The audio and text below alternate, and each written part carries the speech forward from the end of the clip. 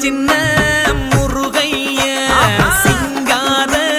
முருகைய சின்ன சின்ன முருகைய சிங்கார முருகைய கொஞ்சி கொஞ்சி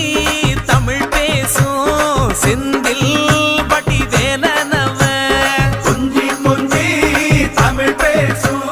செந்தில் வடிவேலனவ சின்ன சின்ன முருகைய சிங்கார முருகைய